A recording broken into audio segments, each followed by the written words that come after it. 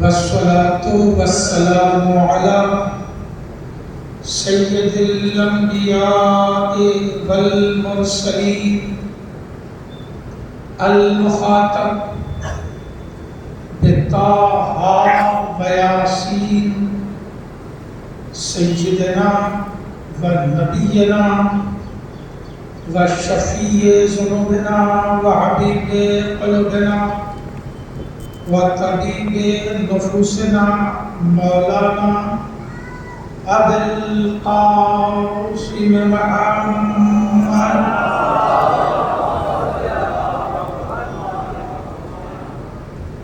وآله الطيبين الطاهرين المعصومين المنتجبين الغر الميامين ولعنة الله على أعدائهم وقتلتهم وغاصبي حقوقهم أجمعين من يومنا هذا إلى قيام يوم الدين.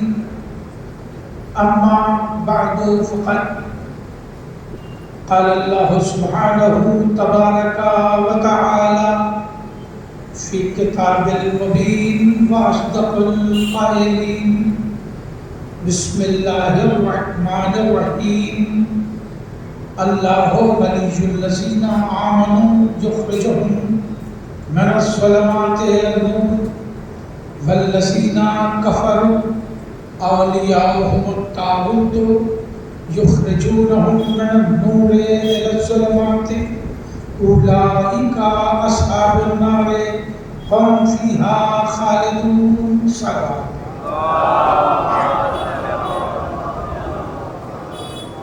عزت محترم، آیت الکرسی اور اس کے اسرار و رموز، اس موضوع پر 8ویں مرحلے کی گفتگو آپ کی خدمت میں ارسال کرنے کی سعادت حاصل کر رہا ہوں. آج اور کل 2 گفتگو آپ کی خدمت میں ہے اور کل اس کا میں فائنل ٹچ آخری لفظ جو بچا ہے وہاں تک پہنچو. گزارش یہ ہے کہ کل کی مجلس کی شروع جب سے بھی ہو میں ٹھیک 11:50 پہ بیٹھ جاؤں گا. کل آج 12:40 پہ بیٹھا ہوں، کل 11:50 پہ بیٹھ جاؤں گا. لہذا گزارش ہے کہ آپ حضرات وقت سے آ جائیں تاکہ کوئی خلا باقی نہ رہ جائے اور میں اختتام کی منزل تک پہنچ جاؤں. تو میں عرض کر رہا تھا کہ اللہ کہہ رہا ہے کہ دیکھو میں مولا ہوں، سرپرست ہوں، حاکم ہوں، ولی ہوں، ذمہ دار ہوں، نگراں ہوں، نگہبان ہوں ان لوگوں کا جو ایمان لے آئے. میں ظلمات سے نکالتا ہوں، نور کی طرف لے جاتا ہوں، اور جس نے ہمارا انکار کیا تو طاغوت، ظالم، باطل ان کا حاکم ہو جائے گا اور وہ نور سے نکالیں گے، ظلمات کی طرف لے جائیں گے. اور یہ خیال رہے کہ جتنے طاغوتی ہیں سب ابھی سے جہنمی ہیں اور اس میں ہمیشہ رہنے والے ہیں. مگر سوال یہ ہے کہ اللہ پر ایمان کیسے لایا جائے؟ تو اللہ خود اپنا تعارف آیت الکرسی کی پہلی طویل ترین آیت میں ارشاد فرما رہا ہے. دیکھو میں اللہ ہوں، میرے علاوہ کوئی اللہ نہیں ہے. میں زندہ ہوں، ہمیشہ سے زندہ ہوں، ہمیشہ زندہ رہوں گا. میں قیوم ہوں، صاحب اختیار زندہ ہوں، اور میرے حکم کے بغیر شفاعت کسی کو نصیب نہیں ہوگی. ہر علم کا میں مالک ہوں، میرے احاطہ علمی سے کوئی شے باہر نہیں ہے. عرش و کرسی کا سنبھالنے والا خود میں ہوں اور میں کسی کی مدد کا محتاج نہیں ہوں. خود سنبھالتا ہوں، میں ایسا ہوں اس لیے علی ہوں، اور میں علی ہوں اس لیے عظیم ہوں. صلوات پڑھیں محمد و آل محمد.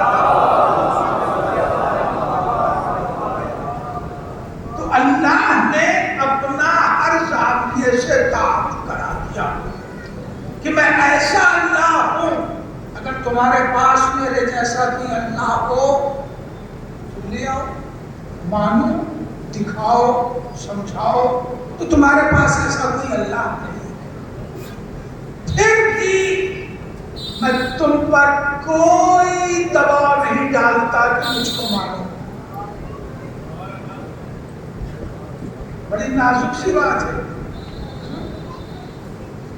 اس کے علاوہ میں تم پر کوئی دباؤ نہیں ڈالتا کہ تم مجھ کو مانو۔ لا اکراہ فی الدین، دین میں کوئی زبردستی نہیں۔ تم کافر ہو جاؤ۔ اب دیکھیے سلسلے کی دوسری آیت ہے، میں نے موضوع بنایا ہے تیسری آیت کو، پہلی آیت سمجھا دی، اب یہ درمیان کی دوسری آیت ہے، اور یہی جا کے اللہ ولی الذین سے مل جائے گا، مگر یہ کل کوئی زبردستی نہیں۔ تم کافر ہونا چاہو ہو جاؤ، مشرک ہونا چاہو ہو جاؤ، یہودی ہونا چاہو ہو جاؤ، عیسائی ہونا چاہو ہو جاؤ، کوئی زبردستی نہیں ہے۔ یہی تو دنیا کو سمجھایا نہیں جا سکتا اور سمجھایا نہیں جا سکا کہ اسلام میں زبردستی دھرم پریورتن ہے ہی نہیں، قانون بنانے سے فائدہ کیا ہے؟ زبردستی جو بنایا جائے اسے اسلام مسلمان ہی نہیں مانتا۔ ایسا قانون بنانا ہے، بنائے دنیا اپنے لیے بنائے، اسلام میں زبردستی دھرم پریورتن نہیں ہے۔ اور خدا کی قسم اگر جملہ قبول کریں تو میں کروں کہ دنیا کی واحد مذہبی کتاب اسلام کا قرآن ہے، دنیا کی واحد کتاب قرآن اسلام کی وہ کتاب ہے جس کے اندر یہ آیت ملے گی، لا اکراہ فی الدین، ایسی چھوٹ کوئی مذہب نہیں دیتا۔ دین میں کوئی زبردستی نہیں، یہودی ہونا ہے ہو جاؤ، اللہ کو پرواہ نہیں، عیسائی ہونا ہے ہو جاؤ۔ اور اس زاویے کی بہت سی آیت ہے، یہ تو ایک دم بنیادی آیت ہے، کوئی زبردستی نہیں بھائی، جو دین چاہے اختیار کرو۔ بس یہ خیال رکھنا، جملہ رہ کے رکھیے، میں ایک دم ماحصل اشرا پر آ گیا۔ یہ خیال رکھنا، یہودی ہونا ہے ہو جاؤ، عیسائی ہونا ہے ہو جاؤ، مشرک ہونا ہے ہو جاؤ، کافر ہونا ہے ہو جاؤ، اسلام کو کوئی پرواہ نہیں ہے، مگر یہ خیال رکھنا کہ تمہیں دین میں آزادی دے دی ہے، خیال یہ رکھنا کہ ہر دن تمہارا ہے، ایک دن اللہ کا ہے۔ ہر صبح تمہاری، ہر شام تمہاری، جہاں چاہو جاگو، جہاں چاہو شام گزارو، جدھر چاہو سجدہ کرو، جو جی چاہے کرو، مگر یہ خیال رہے کہ ہر دن تمہارا ہے، مگر ایک دن اللہ کا ہے، اور وہی دن دین کا دن ہے، اسی لیے ہر دن اللہ پڑھواتا ہے مالک یوم الدین۔ صلوات پڑھے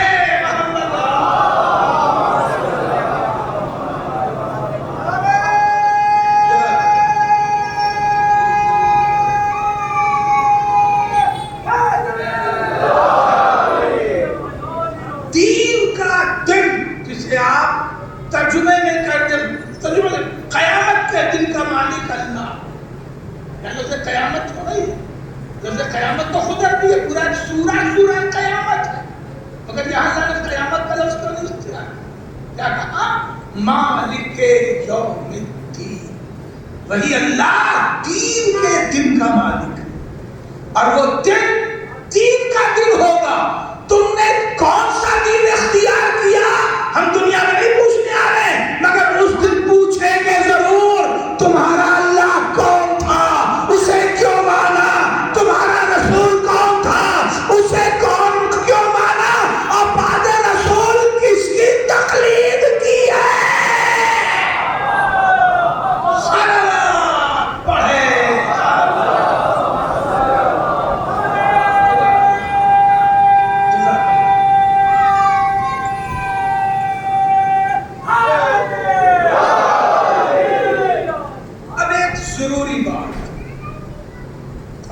سے زیادہ ضروری بات.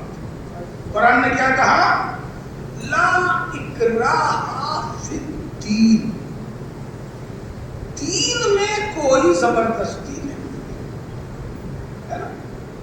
مگر کچھ بہت زیادہ سمجھدار لوگ سمجھنے یہ لگے کہ شریعت میں کوئی زبردستی نہیں. جملہ بھی پہنچے گا نہیں مجھے. قرآن نے کیا کہا ہے؟ لا اکراہ فی الدین. دین میں کوئی زبردستی نہیں. دین کیا ہے؟ دین ہے اصول دین. توحید، عدل، نبوت، امامت، قیامت. اسے سمجھنا، اس پر یقین رکھنا، یہ ہے دین. جہاں کسی سے کہا جائے نماز نہیں پڑھی آپ نے، نماز پہ توجہ نہیں ہے، کہنے لگے مولانا اپنا کام کیجئے، آپ کا دین آپ کے ساتھ، میرا دین میرے ساتھ. اس بچے یا اس نوجوان یا اس سمجھدار یا اس انٹلیکچوئل کو یہ معلوم ہی نہیں کہ نماز دین نہیں، نماز شریعت ہے. بات پہنچ رہی سمجھے؟ میں اپنے بچوں کو ساتھ لا کے آیا. دنیا میں موجود 7.25 ارب آبادی ہے. 7 ارب 25 کروڑ. یہ 7 ارب 25 کروڑ کا انسانی سماج، یہ سب آزاد ہے جس ملک میں چاہے رہے. کوئی ملک کسی انسان پر پابندی نہیں لگا سکتا کہ آپ یہی رہیے. ہندوستان کے لوگ امریکہ جا رہے ہیں کہ نہیں جا رہے؟ لندن کی نیشنلٹی لے رہے ہیں کہ نہیں لے رہے؟ عام لوگ کیا چھوڑیے، مولوی لوگ بھی لے رہے ہیں. لندن کی نیشنلٹی لے رہے ہیں، آسٹریلیا کی لے رہے ہیں. کوئی پابندی ہے؟ نہیں ہے. کئی لاکھ نہیں بلکہ کروڑ میں اب ہو گئے ہیں مسلمان کے لوگ، ہندوستان کے لوگ. ہندوستان کے غیر مسلم کئی کروڑ میں ہو گئے ہیں جو امریکہ میں، آسٹریلیا میں، کینیڈا میں، یا اپنے سوئٹزرلینڈ میں ہر جگہ بس کہتے ہیں نیشنلٹی لئی. پابندی لگائی حکومت نہیں لگائی. تو پابندی کسی فرد پر لگانا یہ ملک کے قانون اور استحقاق میں نہیں. ہر آدمی آزاد ہے جس ملک میں چاہے جا کے رہے. ٹھیک بات سمجھ گئے؟ اب اگر کوئی امریکہ کا آدمی کہے ہم بھائی انڈین نیشنلٹی لینا چاہتے ہیں، آئیے مل جائے. ایسا بھی ہوا ہے. مل گئی انڈیا کی نیشنلٹی. جب وہ انڈیا میں آیا تو موٹر سائیکل نکال کے داہنے داہنے چلنے لگا. بھئی آپ بیدار ہیں؟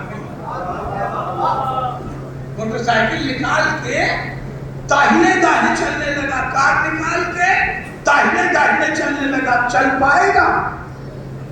نہیں. اگر ایکسیڈنٹ سے بچ بھی گیا تو چوراہے پہ پولیس والا روکے گا، ہے نا. ابھی اپنا لائسنس لائیے، یہ چالان کٹوائیے. کیوں بھائی کیوں کٹوائے؟ آپ داہنے سے چل رہے ہیں. تمہیں معلوم نہیں ہم آزاد انسان ہیں،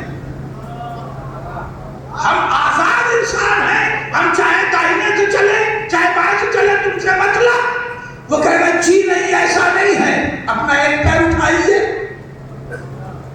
اٹھا لیے، دوسرا بھی اٹھائیے. کہیں اٹھتا نہیں، اٹھائیے اور جائیے اوپر. چاہے داہنے سے جائیے چاہے بائیں سے جائیے. لیکن اگر ہندوستان کی سرزمین پر آپ چلیں گے تو آپ کو پورے ہندوستان میں بائیں سے چلنا ہوگا. امریکہ میں داہنے سے چلا جاتا ہے تو امریکہ میں چلا جاتا ہوگا. میں نے کہا بھائی کیوں؟ ہم کاہے کی آزاد ہیں؟ کہ سنیے نیشنلٹی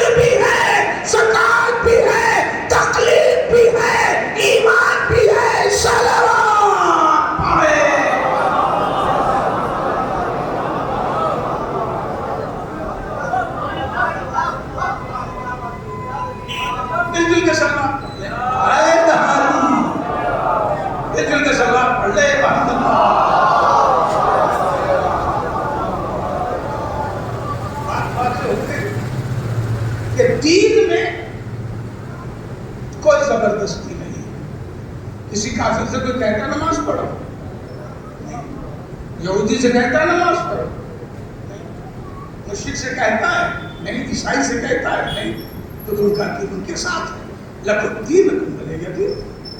لیکن اگر لا الہ الا اللہ محمد رسول اللہ علی ولی اللہ کا کلمہ پڑھا ہے تو پوچھا جائے گا مجلس میں کیوں نظر نہیں آتے، پوچھا جائے گا آزاداری سے دلچسپی کیوں نہیں، پوچھا جائے گا جلوس سے محبت کیوں نہیں، پوچھا جائے گا نماز میں کیوں نظر نہیں آتے، پوچھا جائے گا مسجد آنے کا چیز کیوں نہیں چاہتا، اس لیے کہ تم نے اسلام کی نیشنلٹی خود سے قبول کی ہے، تم پر کسی نے زبردستی نہیں کی تھی۔ اگر نیشنلٹی دی ہے، آزادی ہے، سختی، شریعت میں کوئی چھوٹ نہیں ہے۔ اب جملہ سن لیجیے کہ دین میں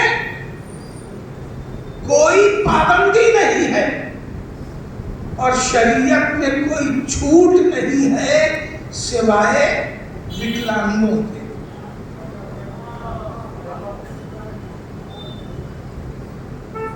لیکن یہی تو فطری قانون ہے، اسی لیے تو اسلام کو ناز ہے اپنے قوانین۔ اسلام نے کوئی چھوٹ نہیں رکھی شریعت میں، مگر وکلانگوں کو، ڈس ایبلڈ کو 100% چھوٹ ہے۔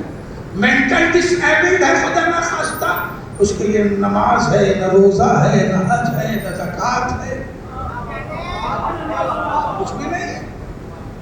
اگر فزیکل ڈس ایبلڈ ہے تو اگر کھڑا نہیں ہو سکتا ہے تو بیٹھ کے پڑھ لے، بیٹھ نہیں سکتا ہے تو لیٹ کے پڑھ لے، مگر یہ سوچے کہ نماز میں چھوٹ ہے تو چھوٹ نہیں ہے۔ ٹرین میں بوگی ہی پوری لگتی ہے، ڈس ایبلڈ کی بوگی، وکلانگوں کی، اس میں ہاتھ پیر والا نہیں چڑھ پاتا، چڑھ جائے تو اس میں بھی چالان ہے، جرمانہ لگتا ہے۔ کیوں؟ بھئی ہاتھ پیر رکھے ہو، ہاتھ پیر رکھے ہو تو وکلانگوں والی بوگی میں کیوں چڑھ گئے؟ لیکن بڑا اہم پیغام پہنچا رہا ہوں، ہاتھ پیر رکھے ہو تو یہ وکلانگوں والی بوگی میں کیوں چڑھ گئے؟ جرمانہ لگتا ہے۔ تو یہ ایک نیچرل لا ہے، فطری قانون ہے کہ جو چیز وکلانگوں کے لیے، ڈس ایبلڈ کے لیے ہے، وہاں ہاتھ پیر والے کو نہیں جانا چاہیے۔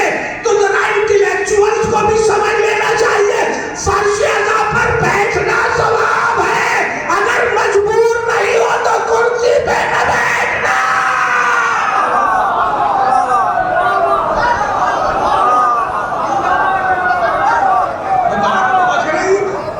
صلوات پڑھے محمد۔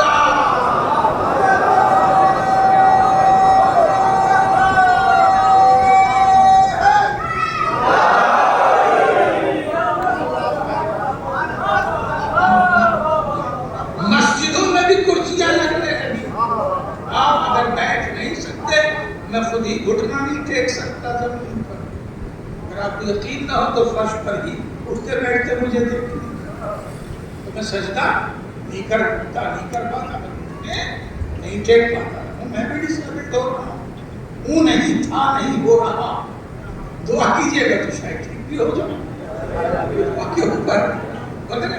تو اگر ڈسیبلڈ نہیں ہے آپ تو نماز کرسی پہ بیٹھ کے مت پڑھیے گا، اس لیے کہ اندر وی آئی پی سے سن کے ہیں، بڑی کار سے آتے ہیں، لہذا مسجد کی کرسی پر بیٹھ رہے ہیں، توجہ ہے۔ تو ایسی نماز کی نقالی ہوگی، عبادت نہیں ہوگی۔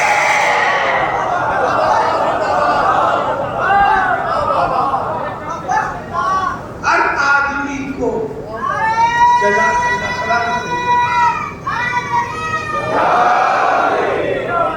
ہر آدمی کو یہ قانون سمجھنا ہوگا کہ میں باقاعدہ میڈیکل، بات آگے لے کے جانا ہے، ٹائم بہت نہیں ہوتا، باقاعدہ میڈیکل سرٹیفکیٹ میں ڈس ایبلٹی کا پرسنٹیج لکھا جاتا ہے،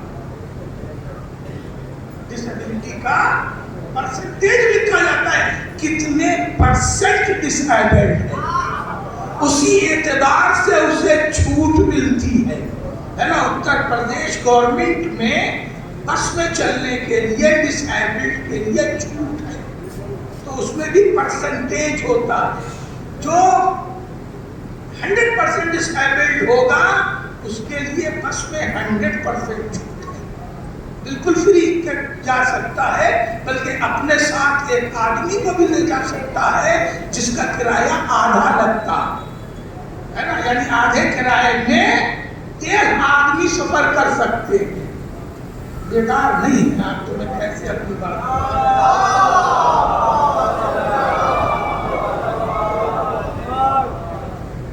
ایک اور سر بات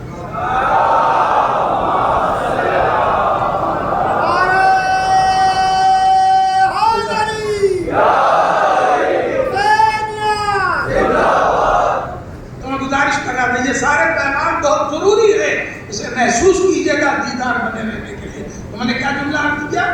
آدھے کرائے میں 13 آدمی، اس لیے جو ڈس ایبلڈ ہے اسے خود ہی گورنمنٹ آدھا آدمی مان رہی ہے، اور جو اس کے ساتھ جا رہا ہے وہ پورا آدمی ہے، مگر یہ کہ اس کا آدھا کرایہ لیا جاتا ہے صرف اس کی امداد کرنے کی وجہ سے۔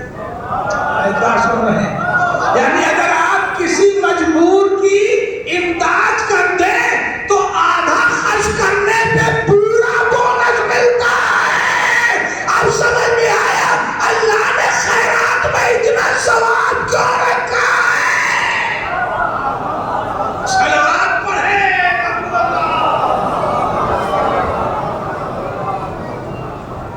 تو جو بات میں عرض کر رہا تھا کہ اپنی ڈس ایبلٹی کو خود کاؤنٹ کیجئے، واچ کیجئے اور اس اعتبار سے عمل کیجئے کہ کتنی ہمیں شریعت میں چھوٹ مل سکتی ہے۔ ڈاکٹر کے سرٹیفکیٹ پر روزہ نہیں چھوڑا جا سکتا۔ رمضان آنے سے پہلے بہت سے لوگ ڈاکٹر کے سرٹیفکیٹ دے دیتے ہیں، ڈاکٹر صاحب مجھے شوگر ہے، میں روزہ رکھوں کہ نہ رکھوں؟ آپ کو شوگر ہے، روزہ مت رکھیں۔ جس نے خود زندگی بھر روزہ نہیں رکھا وہ تو لکھ کے ہی دے دے گا روزہ رکھنا فرض۔ بات کہنے کو آ گئی ہے میں شوگر گرست ہوں آج 15 سال سے، میں سارے روزے رکھتا ہوں، اس لیے پڑھنے کا حق بھی رکھتا ہوں کہ یہ سارا معاملہ انسان کا اللہ سے ہے، وہ جانتا ہے کہ ہمارے اندر جان کتنی ہے، ہم کتنا عمل کر سکتے ہیں۔ اسی لیے قدرت نے کہا دیکھو دین میں چھوٹ دے دی ہے مگر تمہیں شریعت میں کوئی چھوٹ نہیں ملے گی۔ بات پہنچ گئی، اپنے قدم آگے بڑھنا چاہوں گا۔ یہ بنیادی قانون اللہ نے بنا دیا۔ دیکھو مجھے پہچان گئے، سمجھ گئے میں کیسا اللہ ہوں، میں لا الہ الا ہوں اور میں ہی علی اور عظیم ہوں۔ دیکھو دین میں کوئی زبردستی نہیں ہے، مگر خیال رہے شریعت میں کوئی چھوٹ نہیں، لا اکراہ فی الدین۔ اب ایک بات نوٹ کر لو اور اب آپ کا خصوصی گزارش کروں میں ایک کنٹینیو میرے ساتھ ہو جائے۔ ایک بات سمجھ لو، دین میں کوئی زبردستی نہیں ہے، شریعت میں کوئی چھوٹ نہیں ہے، اور یہ سمجھ لو کہ قد تبین الرشد من الغی، اچھائیاں اور برائیاں طے کی جا چکی ہیں۔ لفظ سمجھئے، سارے قانون قاعدے بنائے جا چکے ہیں، اچھائیاں اور برائیاں طے کی جا چکی ہیں، یعنی تمہاری ذمہ داری طے شدہ کو ماننا ہے، طے کرنا تمہاری ذمہ داری نہیں ہے کہ تم یہ کہو یہ بات میری سمجھ میں نہیں آ رہی ہے۔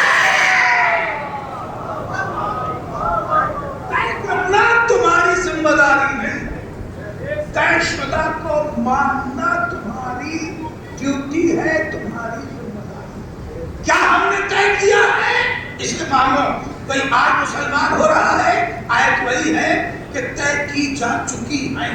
500 سال پہلے میں مسلمان ہوا تب بھی آیت یہی تھی طے کی جا چکی ہیں. بیدار رہیے گا. آخری وقت 1000 سال پہلے کوئی اسلام لایا تب بھی آیت کہی تھی طے کی جا چکی ہیں, طے شدہ ہیں.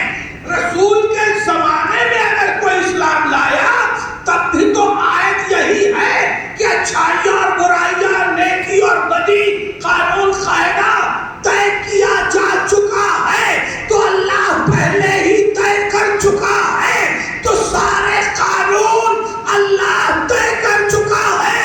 طے شدہ کو ماننا ہماری ذمہ داری ہے, طے کرنا ہماری ذمہ داری نہیں ہے.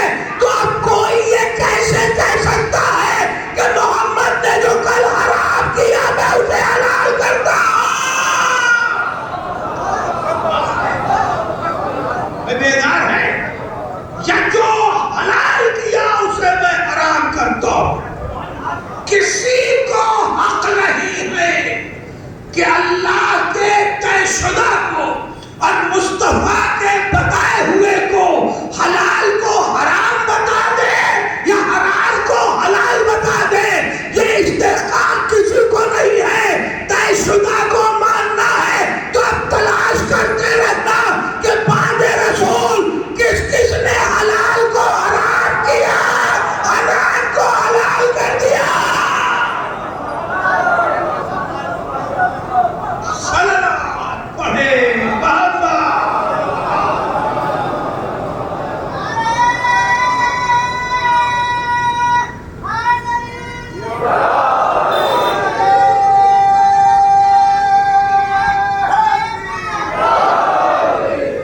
سلامت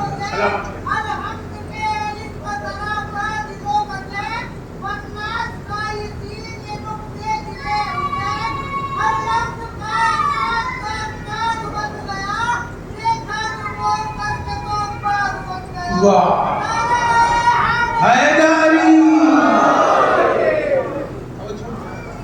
اچھائیاں اور برائیاں طے کی جا چکی.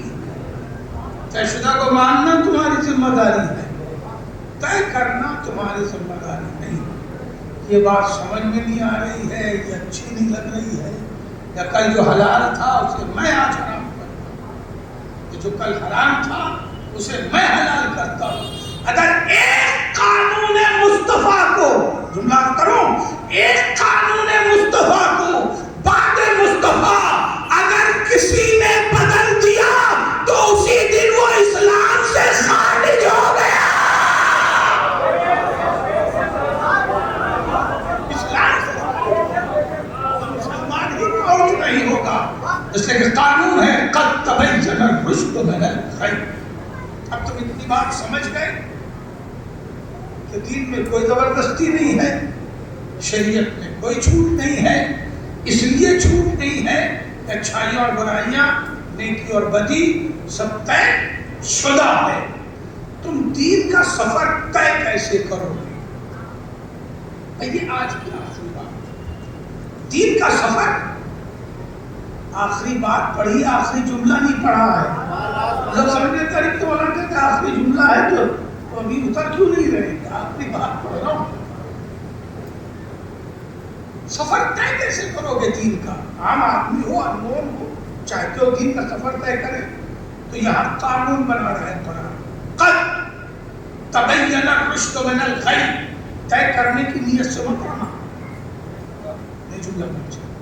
دین میں کچھ طے کرنے کی نیت سے مت آنا, سب طے شدہ ہے. اب دین میں تم سفر طے کرو گے تو پہلا قدم کیا ہے؟ پہلا قدم ہے یکفر بالطاغوت. دیکھیے یہ طاغوت پھر اٹھ کے آیا, میں نے عرض کیا تھا 2 جگہ. پہلا قدم دین کا ہے, بہت عجیب اور اہم منزل. پہلا قدم دین کا ہے یکفر بالطاغوت ویؤمن باللہ. جو طاغوت کا انکار کرے اور اللہ پر ایمان لے آئے. بیدار ہے نا؟ جو طاغوت کا, ظالم کا, باطل کا, بے دینی کا انکار کرے اور اللہ پر ایمان لے آئے, معلوم یہ ہوا کہ اللہ اللہ کرنا دین نہیں ہے, دین کی بنیاد باطل کا انکار ہے.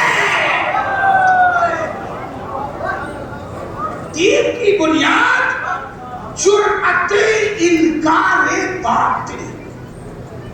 بات پوچھی اب بہت کم ہے. آپ سے کلمہ کیا پڑھوایا جاتا؟ اللہ ہو اللہ یا اللہ نہیں، اللہ اکبر نہیں، قل ہو اللہ احد نہیں. یہ کلمہ نہیں پڑھایا جاتا. کلمہ کیا پڑھایا جاتا؟ لا الہ. پہلے ہی کہہ رہا تھا کوئی اللہ نہیں ہے. جب کہلایا تھا کوئی اللہ نہیں ہے تب کہلایا تھا الا اللہ، مگر ایک اللہ ہے. تو یہ پہلے لا الہ کیوں کہا گیا، پھر کہا جا رہا ہے اللہ ہے؟ بھئی اللہ ہے تو کلمہ اللہ اکبر ہو، کلمہ قل اللہ احد ہو. کہا نہیں، پہلے تمہارے دل و دماغ میں بیٹھے جھوٹے خدا کا انکار کرو.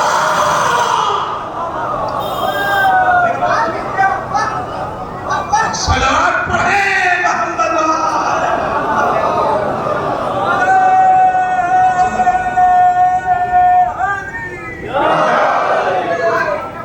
پہلے جھوٹے خداؤں کا انکار کرو. ممکن ہے تم نے دولت کو خدا مان لیا، ممکن ہے تم نے شہرت کو خدا مان لیا، ممکن ہے تم نے غرور کو خدا مان لیا. کیونکہ انسان اپنے اعضاء کو اطوار کے ذریعہ بھی کچھ صفات کی پرستش کرنے لگتا. پہلے ان کا انکار کرو. یا ممکن ہے کہ تم نے اپنی ذکر کے بنائے ہوئے کچھ بت صنم کدا میں بٹھا رکھے ہو، تو پہلے ان سب کا انکار کرو، تب کہنا الا اللہ. معلوم یہ ہوا دین کی بنیاد اللہ کرنا نہیں ہے، دین کی بنیاد جرأت انکار باطل ہے. دین کی بنیاد جرأت انکار باطل. میں سوال قائم کر رہا ہوں، دنیا ایمان ابو طالب تلاش کر رہی ہے. تو ابو طالب تو اس وقت ایمان لائے تھے جب لا الہ الا اللہ تھا ہی نہیں. کہاں رہے عصمت ابو طالب کے سلوات محمد پہنچنا چاہیے تھا.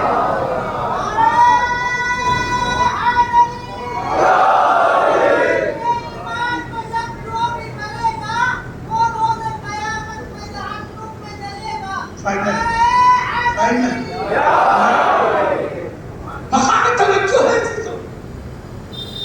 یہ کب ملا لا الہ الا اللہ لوگوں کو؟ آپ کو تو 1400 سال بعد ملا. دنیا کو کب ملا؟ جب نبی، بہت توجہ سے جملہ رائے کرنے جانا چاہیے، جب نبی دعوت ذوالعشیرہ کے بعد مکے کی گلیوں میں نکلے تب یہ جملہ زبان پر لائے، قولوا لا الہ الا اللہ تفلحوا. لا الہ الا اللہ کہو نجات پا جاؤ گے. تو دنیا کے کانوں میں لفظ لا الہ کب آیا ہے؟ ذوالعشیرہ کے بعد. جو ذوالعشیرہ سے پہلے سے ایمان رکھتا ہو،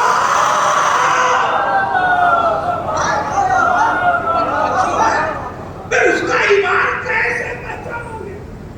جو ذوالعشیرہ سے پہلے سے ایمان رکھتا ہو. میں نے آیت پہلے سنا دی ہے، اب دلیل کو آیت سے منطبق کر رہا ہوں. تو پہلے سے ایمان رکھتا ہو، اس سے لا الہ الا اللہ کیوں سننا چاہتے ہو؟ اس لیے کہ ذوالعشیرہ کے بعد، پھر کہہ رہا ہوں، ذوالعشیرہ کے بعد دنیا نے سنا قولوا لا الہ الا اللہ تفلحوا. لا الہ الا اللہ کہو نجات پا جاؤ گے.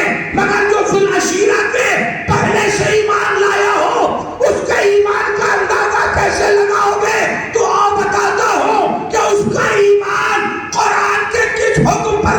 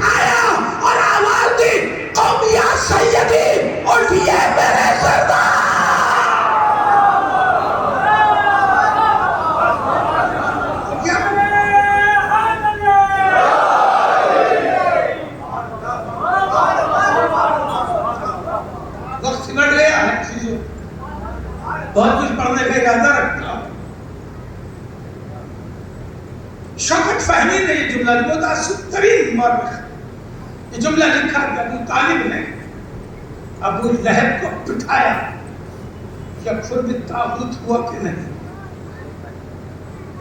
قرآن کیا مان رہا ہے ایمان کی بنیاد؟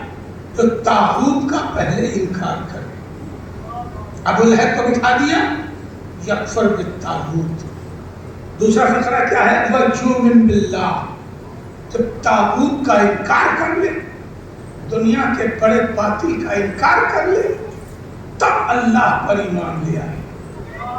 ابو لہب کو بٹھا کے مڑے مصطفیٰ کی طرف، اور مصطفیٰ کی طرف مڑ کے کہا قم یا سیدی، اٹھئے میرے سردار۔ بہت کہاں رہ گئے تم میرے بھائی؟ ابو طالب سردار ہے کہ مصطفیٰ سردار ہے؟ سردار قریش کون ہے؟ ابو طالب۔ سردار بنی ہاشم کون ہے؟ ابو طالب۔ کلید بردار کعبہ کون ہے؟ ابو طالب۔ سقایا لوایا کا منصب کا ذمہ دار کون ہے؟ ابو طالب۔ بتاؤ کبھی بھی کوئی سردار غیر سردار کو سردار پکارتا ہے؟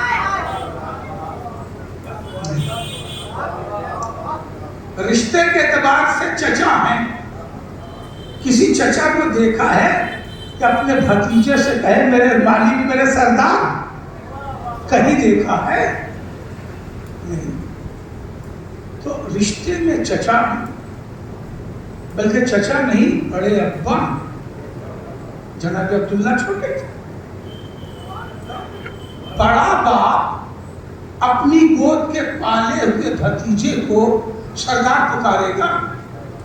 ہم نے تو نہیں دیکھا۔ میں نے تو ایسے بھی آدمی کو دیکھا ہے جس کا بیٹا ڈی ایم ہے، مگر باپ کبھی بیٹے کو ڈی ایم صاحب نہیں پکارتا۔ وہ تو نام لے کے پکارتا ہوگا ڈی ایم اپنے شہر کے ہو رہا ہے، توجہ ہے۔ بلکہ میں نے تو یہ بھی ٹی وی پہ دیکھا ہے کہ پی ایم صاحب کو بھی ماں نے کبھی پی ایم صاحب نہیں پکارا، نام ہی لے کے پکارا ہے۔ بھئی یہاں کیا بات ہے کہ رشتے میں چچا ہے؟ تھک تو نہیں گئے؟ رشتے میں چچا ہے، منصب میں خود سردار ہے، اور شوکت فہمی کہہ رہا ہے کہ مڑے رسول کی طرف اور آواز دی قم یا سیدی۔ ابھی اسلام شروع نہیں ہوا ہے، یہ ذہن میں رہے، ابھی اسلام شروع نہیں ہوا ہے، اور ابو طالب نے آواز دی قم یا سیدی۔ میں کہوں گا ابو طالب سردار ہو کے اپنے بھتیجے کو سردار کیوں کہہ رہے ہو؟ کہ میں یقین رکھتا ہوں یہ سید الانبیاء ہے۔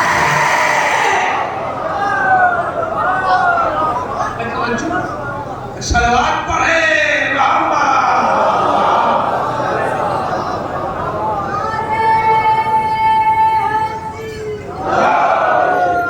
ظاہر ہے کہ سید قریش یا سید بنی ہاشم سے افضل ہے جو نبیوں کا سردار، اس لیے بڑے سردار نے مصطفیٰ کو سردار پکارا، قم یا سیدی، اٹھئے میرے سید و سردار۔ اور جو چیز چاہے، تب اکثر کہا کرتا ہوں، آج پھر کہہ رہا ہوں کہ اسلام کا محل لا الہ الا اللہ کا قلعہ چاہے کتنا بڑا ہو، مگر سنگ بنیاد ابو طالب کی رکھی ہوئی ہے۔ بڑا جملہ ہے عزیزو، اسلام کا محل چاہے کتنا بڑا ہو، مگر سنگ بنیاد ابو طالب کی رکھی ہوئی ہے۔ اگر ابو لہب کو بٹھا کے سنگ بنیاد نہ رکھتے تو اسلام کا قلعہ تعمیر نہ ہوتا۔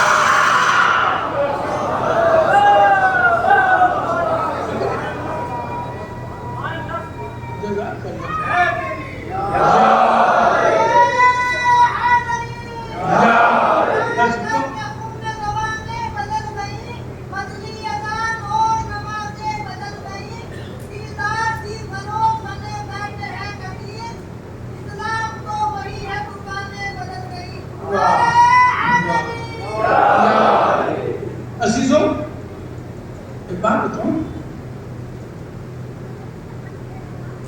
میرا بھائی مسلمان ہے یا کافر آپ جانتے ہیں؟ نہیں۔ میرٹھ کا کوئی جانتا ہے؟ نہیں۔ تو نہیں جانتا؟ کم سے کم میرٹھ میں تو تھوڑا بہت مشہور میں ہوں ہی، مجھے تو جانتے ہیں اہل میرٹھ۔ یہ نہیں جانتے کہ میرا بھائی خود کافر ہے کہ مسلمان، نہیں جانتا۔ یہ کون جانتا ہے؟ جو میرے محلے میں رہتا ہے،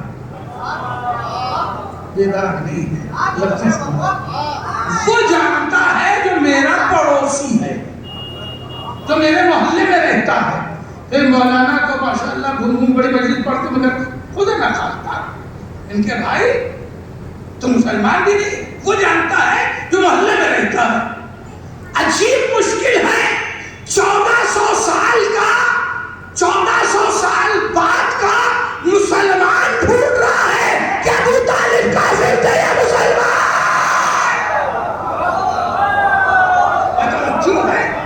یہ تو وہ بتائے گا نا جو ابو طالب کا پڑوسی ہو، ابو طالب کے ساتھ رہتا ہو کہ ابو طالب کافر تھے کہ مسلمان۔ میں نے کہا آؤ تم سے کیا پوچھے، چلو ان کافروں سے پوچھتے ہیں کہ ابو طالب کافر ہے یا مسلمان۔ تو میں نے دیکھا کہ ایک دن بڑے بڑے مکہ کے دگج کفار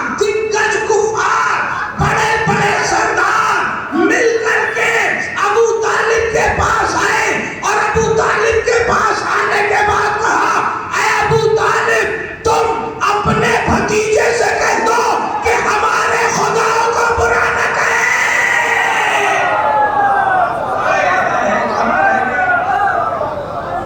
ابو طالب تم اپنے بھتیجے سے کہہ دو کہ وہ ہمارے خداؤں کو برا نہ کہے۔ اگر کل کا کافر ابو طالب کو کافر سمجھتا تو کہتا ابو طالب شرم کرو، تمہارا بھتیجا تمہارے خدا کو برا کہتا ہے۔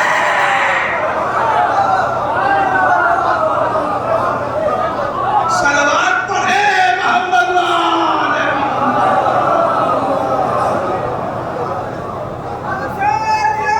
زندہ باد، زندہ باد، زندہ باد۔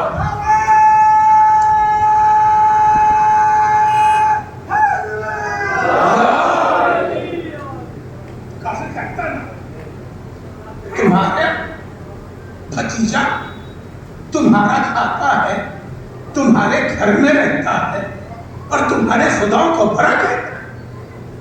مگر ایک کافر نے نہ کہا کہ ابو طالب اپنے بھتیجے کو سمجھاؤ، اپنے بھتیجے کو مناؤ، اپنے بھتیجے کو روکو کہ وہ تمہارے خداؤں کو برا کہہ رہا ہے۔ ہر ایک نے کہا ابو طالب اپنے بھتیجے کو منع کرو کہ وہ ہمارے خداؤں کو برا نہ کہے۔ یعنی کل کے طبقات ابن سعد میں کل کے کافروں نے یہ فیصلہ کر دیا کہ بت ہمارے ہیں، مصطفیٰ ابو طالب کا ہے۔ صلوات پڑھے امام باپ۔ خدا کی قسم میں جملہ آپ سے کیا کرتا ہوں کہ دنیا کا سب سے بڑا مظلوم ابو طالب ہے۔ دنیا کا سب سے بڑا مظلوم ابو طالب ہے۔ کیوں؟ اس لیے کہ یہ وہ مظلوم ذات ہے جسے کافروں نے اپنا نہیں سمجھا، مسلمانوں نے اپنا نہیں سمجھا۔ ہے نا مظلوم؟ جس نے کافروں نے مسلمان سمجھ کے چھوڑا اور بنی امیہ کی اولادوں نے ابو طالب کو کافر مانا اور کافر مان کے چھوڑا۔ ہے کہ نہیں مظلوم؟ اور اس سے بڑی مظلومیت یہ کہ جسے کافر اپنا نہیں سمجھ رہے ہیں، مسلمان اپنا نہیں سمجھ رہے ہیں، اس نے اپنی ہی جان نہیں بلکہ اپنی پوری نسل کو مصطفیٰ کے اسلام پر قربان کر دیا۔ بڑا جملہ پڑھنے جا، اپنی پوری نسل کو اسلام پر قربان کر دیا۔ میرا اعتراض نہیں ہے، اعتراض نہیں ہے، سمجھیے گا، اعتراض نہیں ہے، احتجاج ہے۔ اس لفظ پر جو عام طور سے اشتہاروں کی زینت بنتا ہے، 18 بنی ہاشم کی مجلس، 18 بنی ہاشم کے تابوت، 18 بنی ہاشم کا جلوس دکھاؤ گے، مجھے اس پر اعتراض نہیں ہے، احتجاج ہے۔ اس لیے کہ جب ہم بنی ہاشم کہتے ہیں تو کہیں نہ کہیں حق ابو طالب کمزور پڑتا ہے،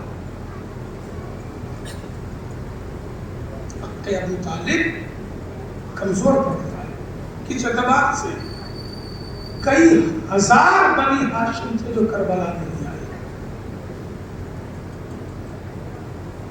اور کئی ہزار بنی عبد المطلب تھے جو کربلا نہیں آئے۔ کربلا میں خون صرف ابو طالب کا بہا ہے۔ جب 18 بنی ہاشم، یہ قانون قبیلہ کے اعتبار سے، میدان کربلا میں شناخت کے اعتبار سے جو اس وقت قانون قبیلہ تھا، یہ بنی ہاشم کا ہو گیا، حالانکہ یہ صرف خون ابو طالب ہے، صرف خون ابو طالب۔ آپ کربلا کے شہداء کو دیکھیں، عبد المطلب کے 10 بیٹے تھے، جناب ہاشم کے 2 بیٹے تھے، اسد اور عبد المطلب۔ عبد المطلب کے 10 بیٹے تھے، مگر کربلا میں صرف خون ابو طالب بہا۔ اور کریں تو نام سنتے ہیں، کہیں سے بھی آپ گفتگو کریں۔ بنی ہاشم میں شہید ہونے والوں میں سب سے پہلے 2 بچے تھے، محمد اور عبداللہ ابن مسلم ابن عقیل ابن ابو طالب۔ عباس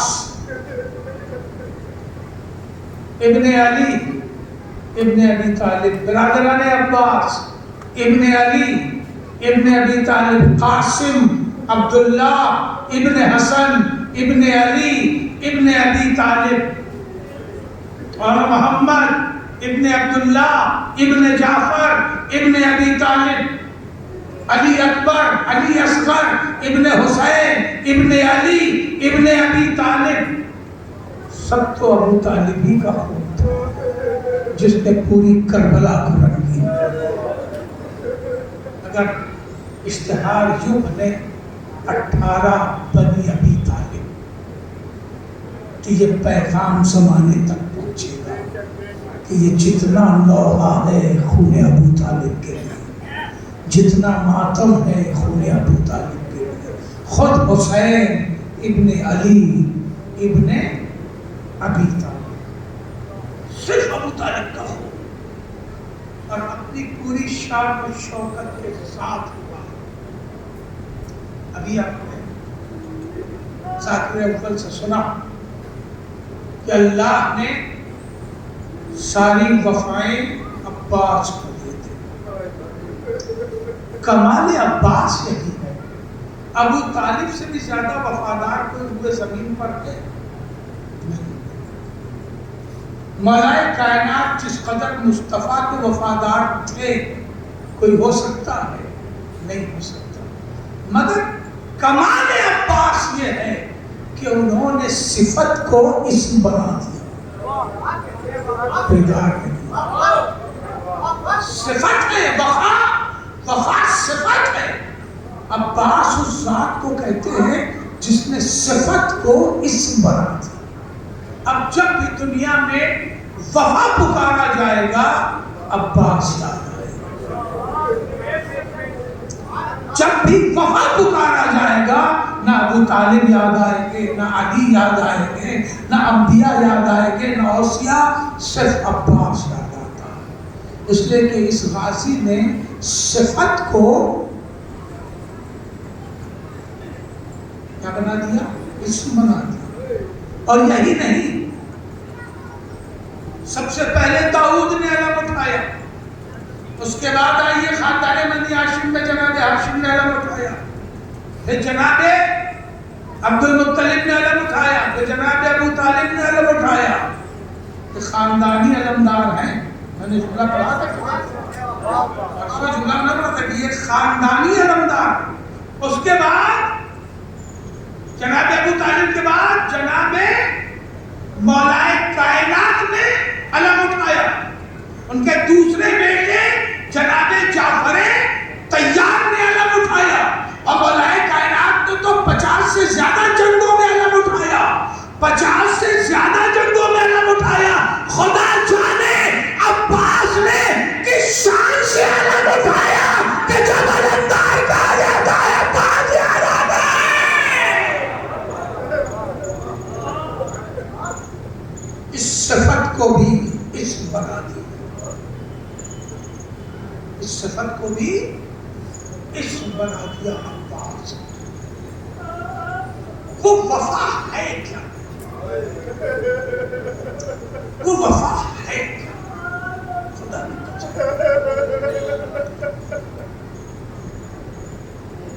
میں جوانوں سے خطاب کر رہا ہوں، 7 محرم کو فرات کے کنارے کئی ہزار کا لشکر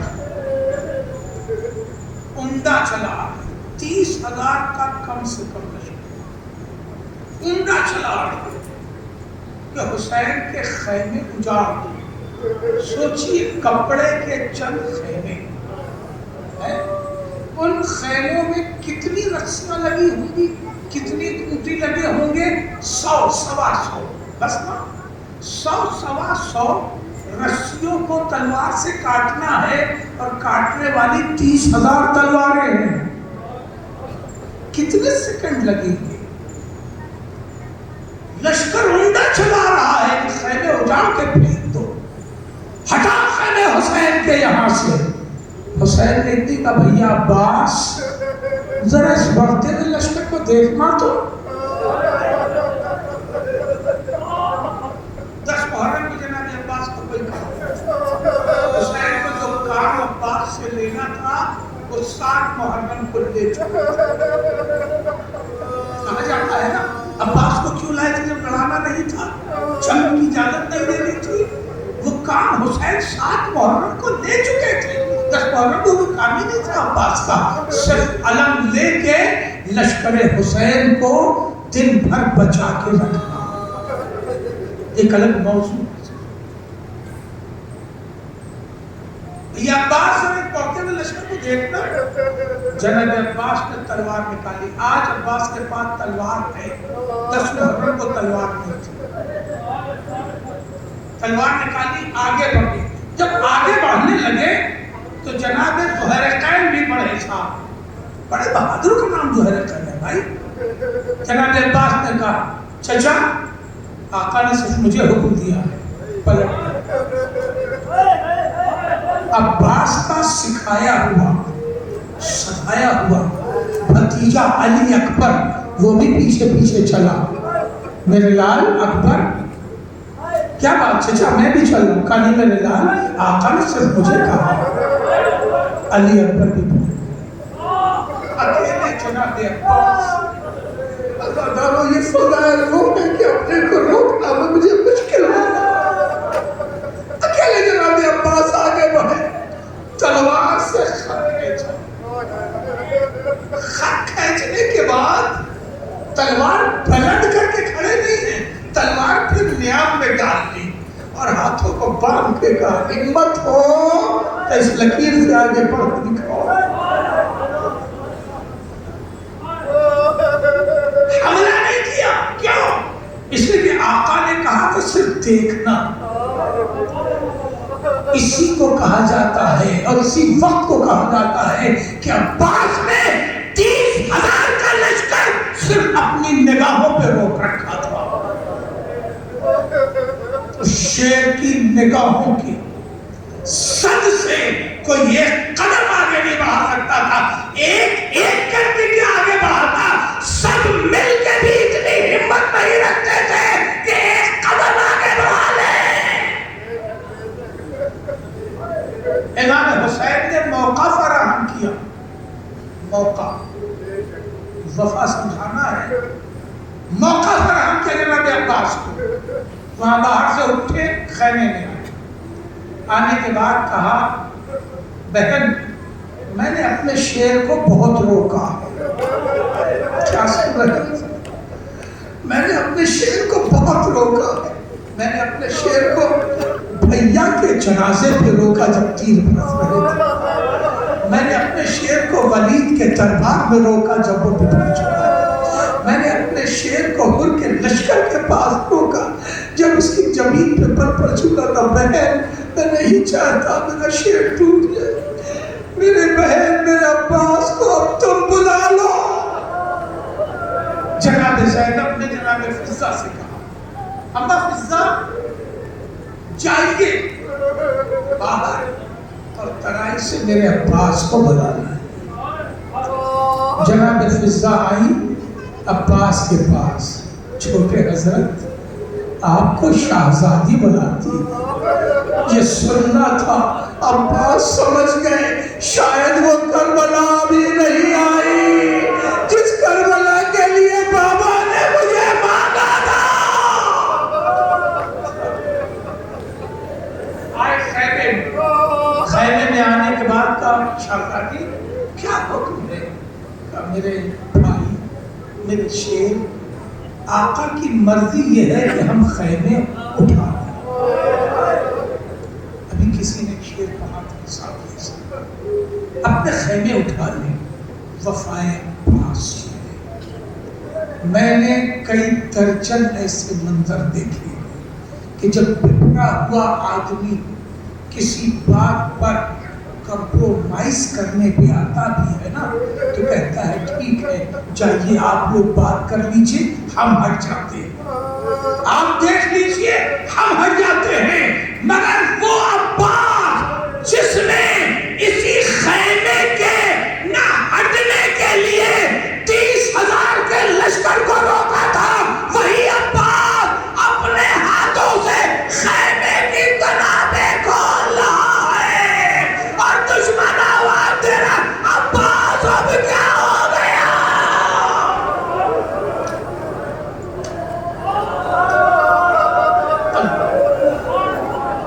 یہ وفائے عباس. آقا میری شجاعت آپ پہ قربان. آقا میری انا آپ پہ قربان. آقا اپنی ہر لات و شان آپ پہ قربان. اپنے ہاتھوں سے رسیاں خیمے کی. جزاک اللہ. اللہ ان آنسوؤں پر ان آوازوں پر اپنی رحمت پر خیمے اٹھائے لپیٹے. اور عباس وہاں سے خیمے ہٹا کے دور بہت دور لا کے خیمے بسا دیے. ہاں عزیزو خیمہ جیسے ہی ہٹا پیاس کا غلبہ ٹوٹ پڑا. بس وقت تمام. پانی سے دور گرمی کی شدت. بچے ایک ہی دن میں العطش کی صدا بلند. عزادارو 3 دن کی بھوک اور 3 دن کی پیاس. جنہوں نے ابھی 3 مہینے پہلے روزہ رکھا ہے انہیں اندازہ ہوگا کہ گرمی کی پیاس کیسی شدید ہوتی ہے. شام ہوتے ہوتے چاولب انسان ہونے لگتا ہے مگر ایک امید ہوتی ہے کہ سورج ڈوبے گا تو ہمیں پانی نصیب ہو جائے گا. مگر اللہ نے حسین کے بچے جیسے جیسے رات کر آتی تھی پیاس کی شدت اور بڑھتی جاتی تھی.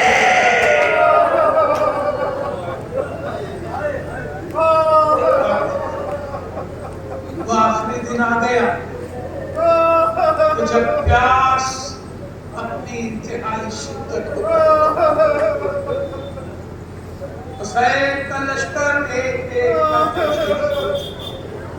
جناب عباس آئے، آقا اب مجھے بھی مرنے کی اجازت دے دیجئے۔ جو شیر شروع سے اب تک بار بار لڑنے کی اجازت مانگ رہا تھا، اب لفظیں بدل گئی عباس، آقا اب مجھے بھی مرنے کی اجازت دے دیجئے۔ حسین عباس کو نہ لڑنے کی اجازت دے رہے تھے، نہ میدان جنگ میں جانے کی اجازت دینا چاہتے تھے، اسی لیے امام نے غازی کی فکر کا رخ موڑ دیا، کہا بھیا سکینہ پیاسی ہے، بچے التش کی صدائیں بلند کر رہے ہیں، جاؤ تھوڑا پانی کی سبیل کر دو۔ عباس نے مشکیزہ لیا، اس جملے کو محفوظ کر لو تو عباس سمجھ میں آ جائے گا کہ جب عباس چلے ہیں تو عباس نے میدان جنگ کا رخ نہیں کیا، بلکہ اس گھاٹ، اس ترائی کا رخ کیا جہاں سے پانی بھرا جاتا تھا، اور ایک ہی بات کہتے ہوئے جاتے تھے، مشکیزے اور فرات کے درمیان نہ آنا، مجھے لڑنے کی کوئی خواہش نہیں ہے، مجھے سکینہ کے لیے پانی چاہیے۔ عباس ترائی تک پہنچ گئے، جیسے ہی ترائی میں اترے مشکیزے کو بھرا، اور بھرنے کے بعد مشکیزہ اٹھایا، چلوں میں پانی لیا، شاید اس میں سکینہ کی تصویر نظر آئی، چچا میں بہت پیاس ہے، یا عباس چلوں میں پانی اٹھا کے آواز دے رہے تھے، ظالموں تم نے اسی پانی کو ہم پر بند رکھا تھا، لو اختیار میں لے کے پانی نہیں پی رہا ہوں، پانی کو پھر پھینک دیا، اور پھینکنے کے بعد مشکیزوں کو لیا اور لے کے گھوڑے پہ بیٹھے۔ عزاداروں اب عباس کے پاس انتہائی نازک سی چیز ہے جسے مشکیزہ کہتے ہیں، کہ جس میں ایک ذرا سا تیر لگ جائے تو پانی بہہ جائے گا، ایک ذرا سی تلوار لگ جائے تو پانی بہہ جائے گا۔ مشکیزے کو گلے میں ڈالا، ایک ہاتھ سے لجام فرس پکڑی، ایک ہاتھ سے علم پکڑا، کبھی لجام کو سہارا دینا، کبھی نیزے سے لشکر کو روکنا، دو ہاتھ ہیں، مشکیزہ بھی ہے، لجام فرس بھی ہے، علم بھی ہے، اور جنگ بھی کرنا ہے۔ عباس آگے بڑھتے رہے، مشکیزے کو بچاتے رہے، اچانک دائنا ہاتھ قلم ہوا۔ عباس نے دانتوں سے مشکیزے کو دبا لیا، علم کو دوسرے ہاتھ سے لیا، اب تو نیزہ بھی نہیں چلا سکتے نا، کچھ دور اور بڑھتے تھے کہ پایا ہاتھ بھی قلم ہو گیا۔ اب عباس کے پاس نہ نیزہ ہے نہ علم ہے، اب مشکیزے کو بچانا ہے۔ روایت کہتی ہے کہ غازی نے اپنے سر کو نیچے کی طرف جھکایا اور مشکیزے کو سینے اور گھوڑے کے درمیان لے لیا۔ اچانک ہرملا کا ایک تیر پیوست ہوا، پانی بہنے لگا، عباس نے گھوڑا نہر کی طرف موڑا، ادھر گھوڑا مڑنا تھا، ایک گھڑ سر پہ بنا، عباس زمین پر آ گئے۔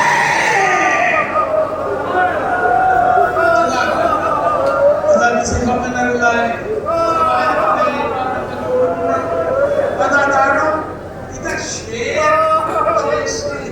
زمین پر آیا، آواز دی آقا، آقا میرا آخری سلام قبول کیجئے۔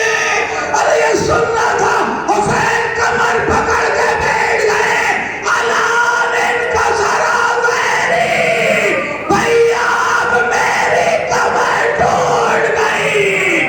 حسین چلے تو مگر ٹھوکریں کھاتے ہوئے عباس کے جنازے